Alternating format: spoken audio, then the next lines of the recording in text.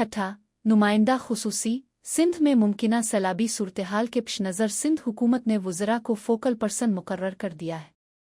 फैसला सिंधु दरिया के किनारों की निगरानी के लिए किया गया है ताकि किसी भी हंगामी सूरत-ए-हाल का फौरी तौर पर सामना किया जा सके।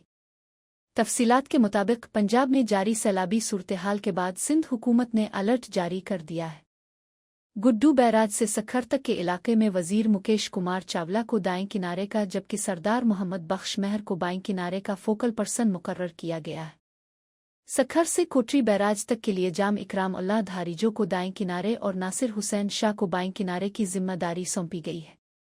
इसी तरह कोटरी बैराज से नीचे डाउन स्ट्रीम यानी समंदर तक के लिए रियाज हुसैन शाह शिराजी को दाएं किनारे और मोहम्मद अली मलिक्का को बाएं किनारे का फोकल पर्सन मुकर्रर किया गया है।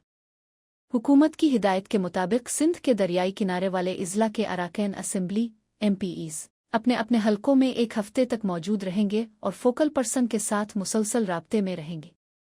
फोकल पर्सन्स को हिदायत दी गई है कि वो आबपाशी के वजीर के साथ मुशावरत करते हुए सैलाबी सूरत-ए-हाल का जायजा लेते रहें और MPs को मकामी सतह पर जिम्मेदारियां सौंपें ताकि किसी भी मुमकिना सैलाबी सूरत-ए-हाल का मुअस्सिर तरीके से मुकाबला किया जा सके।